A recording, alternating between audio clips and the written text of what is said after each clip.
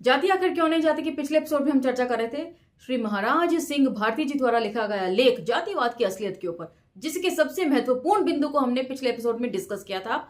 उसमें हमने बहुत सारी चीजें जानी, लेकिन बहुत सारे बिंदु हैं जिसे अमूमन लोगों ने नजरअंदाज कर दिया होगा। उसे मैं यहां पर आपके सामने रख देती हूं। सबसे पहले तो हमने चर्चा करी कि किस तरीके से हमने अपने धर्म, विचार, भाषा, संस्कृति हर चीज बदल ली, लेकिन फिर भी हमारे जातीय संस्कारों में किसी तरह का कोई बदलाव नहीं आया है।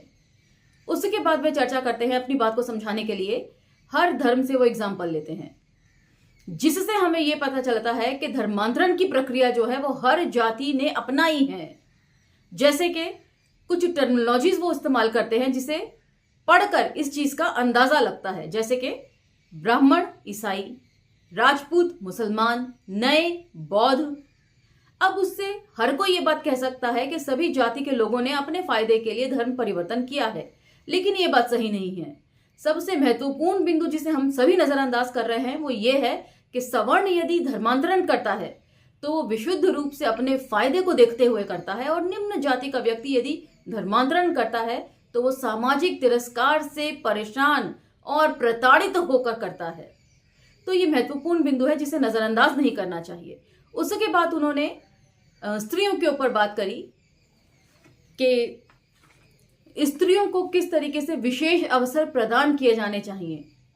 विज्ञान कहता है कि मस्तिष्क की संरचना, चाहे वह स्त्री हो या पुरुष, दोनों में बराबर होती है।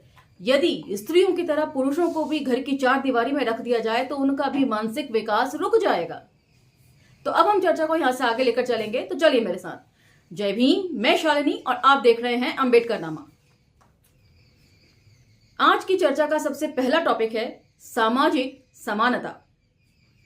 सामाजिक दृष्टि से जो दबी और पिछड़ी जातियां हैं उन्हें ऊंचा उठाकर भेदभाव दूर करने के लिए प्रचार, सहभोज आदि बातों के अतिरिक्त कुछ सरकारी कानून भी इस प्रकार के बनने चाहिए जिनसे जात पात तोड़ने वालों को विशेष अवसर मिले। तो ये वही बात है जो संतराम बीए जी ने कुछ बिंदु हमारे सामने रखे थे कि ये काम जरूरी होने चाहिए सरकार के द्वारा। वही बात यहां पर महाराज सिंह भारती जी भी रख रहे हैं कि रोटी बेटी के संबंध बना लेने से समस्या सुलझ नहीं जाएगी, उसके लिए कुछ सरकार द्वारा विशेष प्रावधान होने चाहिए। उदाहरण, द्विज और अद्विज के बीच अंतरजातीय विवाह करने वाले लड़के लड़कियों को केंद्रीय सरकार में नौकरी के लिए प्राथमिकता मिलनी चाहिए। इस प्रकार के विवाह से संपन्न बच्चों पर विशेष ध्यान दिया जाना चाहिए। सरकारी कर्मचारियों के नामों के साथ जाति सूचक शब्द जोड़ने पर प्रतिबंध लगना चाहिए। जाति से जुड़ी किसी भी संस्था को सरकारी मान्यता नहीं मिलनी चाहिए। तो ये सारे वही पॉइंट्स हैं जो हम ऑलरेडी संतराम बीए जी के आर्टिकल में डिस्कस कर चुके हैं। उसके बाद आर्थिक समानता को लेकर वो क्या बात कर रहे हैं। जातिवाद ने जिस प्रकार की अर्थव्यवस्था को जन्म दिया था उसमें सबसे अधिक और गंदा काम करने वालों को सबसे कम मजदूरी और समाज में सबसे नीची जाति दी गई तथा सबसे ऊंची जाति पे मानी गई, जो या तो दूसरों के काम करवावे या निठल्ले रहे और सबसे अधिक धन का उपभोग करे। इस तरह धन उपार्जन के लिए शोषण, जबरदस्ती और दान का रास्ता खोला गया। तो निठल्ली जातियां, सभी जानते हैं कि मंदिर में घंटा बजाने वाले दूसरों की दान दक्षिणा पर जीवित रहते हैं और जो उन्हें दान दक्षिणा देते हैं उन्हीं को वो दुत्कारते हैं और अपने से नीचा समझते हैं। यही बात यहां पर महाराज सिंह भारती जी भी लिख रहे हैं। इस परिपाटी का विकृत रूप आज पूरे समाज पर छाया हुआ है और इस भारी आर्थिक विषमता के कारण व्यक्तियों को देखकर उनकी जाति का सहज अनुमान गांवों में आज भी किया जाता है। तो यहां पर यह बात याद आती है कि गांधी जी हमेशा कहा करते थे कि असली भारत जो है वो गांव में बसता है। क्यों कहा करते थे वो इस लेख के जरिए आप पता लगा लीजिए। इस आर्थिक विषमता को दूर करना होगा। इस दिशा में समाजवाद का राष्ट्रीय लक्ष्य तो जो कुछ होगा वह करेगा ही, परंतु फिलहाल सरकार के द्वारा ऐसे सभी कार्यों को जिन्हें छोटी जाति का काम समझा जाता है खास तौर से भारी वेतन और भत्ते का धंधा बना देना चाहिए। इससे दो लाभ होंगे। प्रथम, उक्त कार्य के करने वालों को अच्छी मजदूरी मिलेगी और उनका सामाजिक जीवन और रहन सहन का स्तर भी ऊंची जाति के समान हो सकेगा। दूसरे, ऊंची जाति के लोग भी अच्छी आमदनी के कारण उक्त धंधों को करने के लिए ललचाएंगे। इस प्रकार जाति के साथ पेशा बांधने का रिवाज टूटने लगेगा। तो यहां मुझे लगता है कि मृग मारीचिका में भटक रहे हैं शायद महाराज सिंह भारती जी। कितना भी पैसा हो जाए लेकिन ब्राह्मण कभी गटर में उतरेगा, इसकी कल्पना नहीं आप कर सकते। यही बात वे कह रहे हैं कि यदि मेहनताना बढ़ा दिया जाए निम्न समझे जाने वाले कामों का, तो सवर्ण या ऊंची जाति के लोग भी इसे करने से हिचकेंगे नहीं, क्योंकि उसमें पैसा ज्यादा है। जबकि मुझे लगता है कि ये बात सिर्फ कल्पना के तौर पर सही हो सकती है, हकीकत में नहीं। दिमागी काम और शारीरिक काम के वेतन में जो जमीन आसमान का अंतर है, यह भी छोटी जाति के शारीरिक श्रम करने वालों को स्वयं उन्हीं की दृष्टि में हीन बनाता है। तो ये सबसे इंपॉर्टेंट पॉइंट है कि जो लोग निम्नतर काम करते हैं उनको इतना दुत्कारा जाता है कि उनके अंदर जो है हीन भावना घर कर गई है, और अब वो काबिल होते हुए भी अपने आप को दूसरों से कमतर ही समझते हैं। यदि पढ़ लिख कर ऊपर भी आ जाए तो भी वो चाकरी जो है, जी हुजूरी जो है, वो किसी सवर्ण की ही करने लगते हैं। ऐसी हीन भावना उनमें भर दी गई है। ये अंतर घटना चाहिए। स्वतंत्र देशों में ये अंतर घटा है। हमारे यहाँ चौथी योजना को इस तरह बनाया जाना चाहिए जिससे सरकारी कर्मचारियों में ये अंतर 1 और 10 से अधिक ना रहे। आगामी योजनाओं में इसे और घटाया जा सकता है। शिक्षा प्रत्येक लड़के लड़की के लिए 10वीं कक्षा तक मुफ्त और अनिवार्य होनी चाहिए। तो यहाँ पर एक बात मैं आपको एग्जाम्पल देना चाहती हूँ। अभी हाल फिलहाल जो है रशिया के और यूक्रेन के बीच में जो लड़ाई हुई, वहां से जो भारतीय स्टूडेंट्स को निकाला गया, तो उनमें से बहुत सारे स्टूडेंट्स ने कंप्लेन करी कि जब आप यहाँ के टॉयलेट्स साफ करेंगे तब हम आपको जो है वीजा आपका क्लियर करेंगे। तो बहुत रोए थे सवर्ण बच्चे इस बात को लेकर कि हमसे टॉयलेट साफ करवाए गए। तो इस आर्टिकल को लिखते वक्त शायद महाराज सिंह भारती जी ने इस बात की कल्पना भी नहीं करी होगी। अपनी जान पर बनी पड़ी है, तब भी उन्हें आपत्ति है।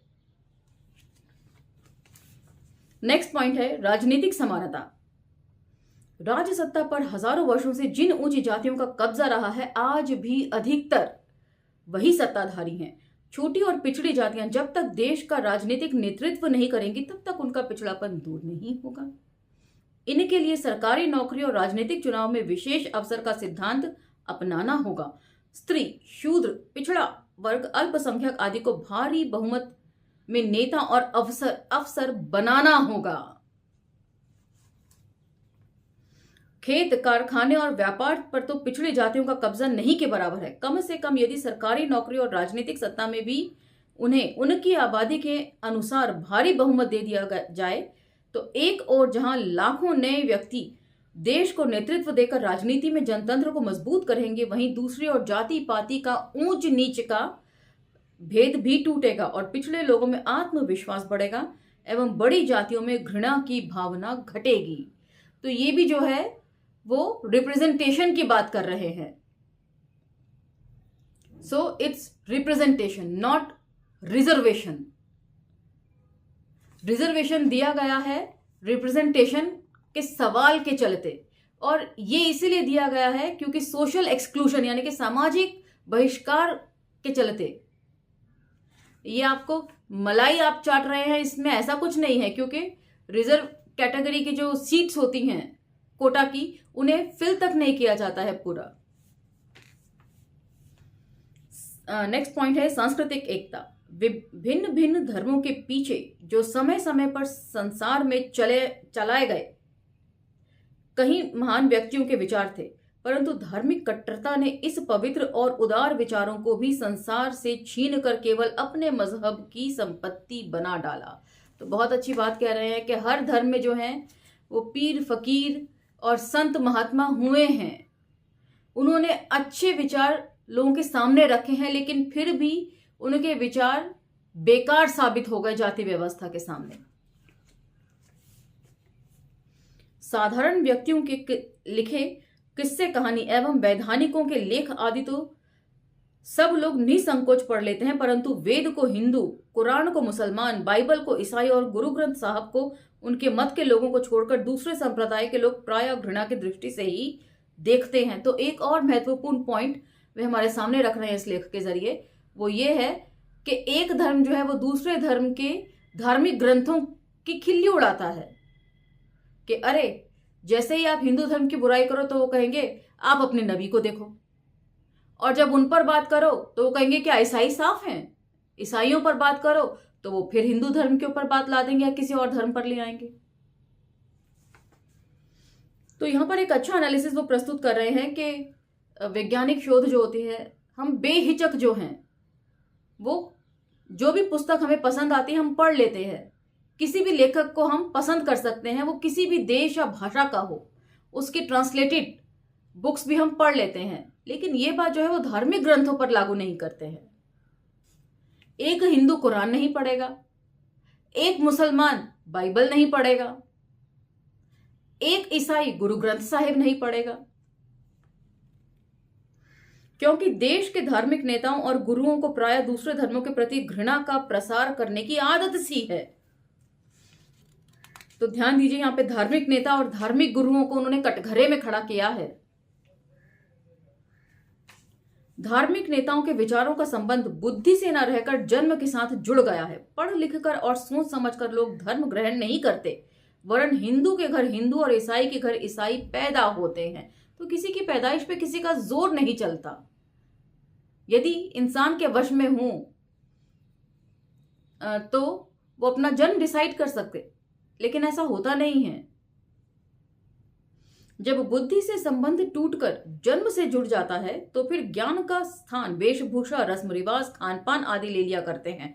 फलतः किसी व्यक्ति का धर्म जानने के लिए उनके विचार जानना जरूरी नहीं, केवल शक्ल, पहनावा और संस्कृति भी रूढ़िवादी होकर कट्टरता में धर्म से बंध गई है। तो बहुत अच्छे पॉइंट्स को वो यहां पर रख रहे हैं, जिसे अमूमन हम नजरअंदाज कर देते हैं। कोई मुसलमान है, वो आप कैसे पहचानते हैं? उनके पहनावे को लेकर। सोशल मीडिया पर तो अक्सर उनके पहनावे को लेकर उन्हें ट्रोल किया जाता है। अक्सर कहा जाता है कि लंबा कुर्ता, बड़े भाईजान का कुर्ता और छोटे भाईजान की सलवार। इस तरह का सोशल मीडिया ट्रेंड मैंने भी पढ़ा है, ये जानने के लिए कि आखिर ऐसी मानसिकता कहां से डेवलप होती है।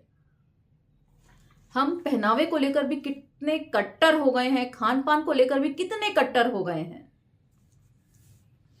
ये कितने साल पहले लिखा गया लेख होगा, डेट इसमें मेंशन नहीं है, मगर मुझे लगता है ये 1960-65 के आसपास का लेख रहा होगा। जिस तरह के सामाजिक चीजों का इसमें जिक्र है, उससे कह सकते हैं कि ये उसी दशक का लेख रहा होगा। राष्ट्रीय आंदोलन में हिंदू मुसलमानों के जो राष्ट्रीय शिक्षा केंद्र खोले गए हैं, ये भी अलगाव के कट्टरपन को आज तक बनाए हुए हैं। एक दूसरे के संबंध के लिए शक्ल देखकर नमस्कार और आदाब अर्ज किया जाता है। कपड़ा, बाल की कटाई आदि फैशन शरीर रक्षा के लिए होते हैं। उनका मजहब के साथ संबंध जोड़ना भांति भांति के भेदभाव को बढ़ावा देना है। तो यहाँ पर नमस्कार और आदाब अर्ज करके लिखा गया है। तो यहाँ पर मैं अपनी पर्सनल लाइफ से एक छोटा सा इंसिडेंस है जो शेयर करना चाहूंगी। मेरे पापा सिख पंजाबी भाषा जो है लिखना, पढ़ना, बोलना तीनों जानते थे। तो हमारे पड़ोसी जो थे पहले, वो एक सिख परिवार था। तो उनसे अपनापन जताने के लिए मेरे फादर ने गुरुपूरब की जो बधाई दी थी उन्हें, वो पंजाबी भाषा में लिख कर दी थी, गुरुपूरब की लख लख बधाइयां तानू। तो उसने हमारे पड़ोसियों से अपनापन हमारा बढ़ा दिया था। वो इसलिए नहीं लिखा गया था कि आप सिख हैं तो ये जताने के लिए कि आप हमसे अलग हैं, वो इसीलिए कि हम भी आपका उतना ही आदर करते हैं। खैर, लेख पर लौटते हैं। हम सब एक दूसरे से हिंदू, सिख, मुसलमान अथवा ईसाई की शक्ल में ही मिलते हैं। मिलते ही अभिवादन और बातचीत का ढंग दूसरे व्यक्ति के संप्रदाय के लिहाज से हो जाता है। हम में से अधिकांश व्यक्ति एक दूसरे से भारतीय के नाते नहीं मिलते। भारतीय संस्कृति अदृश्य संस्कृति हो गई है। दृश्य तो भारत के अलग अलग धर्म, संप्रदाय एवं जाति आदि की संस्कृति है। यह अलगाव की नीति छोड़नी होगी। धार्मिक कट्टरता जो बुद्धि विरोधी मोर्चा जमाए है, सांस्कृतिक एकता को आसानी से नहीं होने देगी। तो धार्मिक कट्टरता क्या करती है? वो देश को एक सूत्र में बंधने से रोकती है।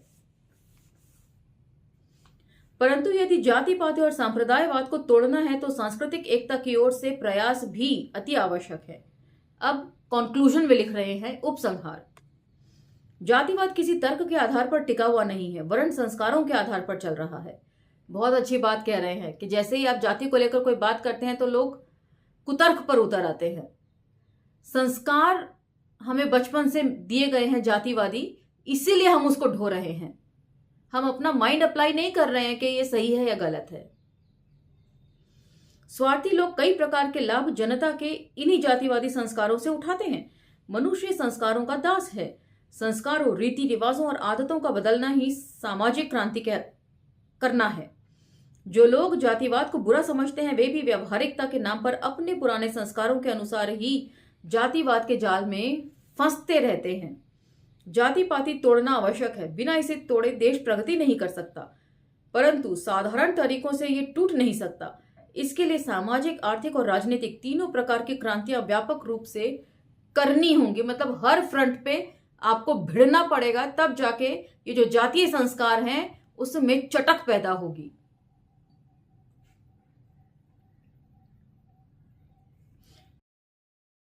तब कहीं जाकर समानता के आधार पर वर्णहीन समाज की स्थापना हो सकेगी।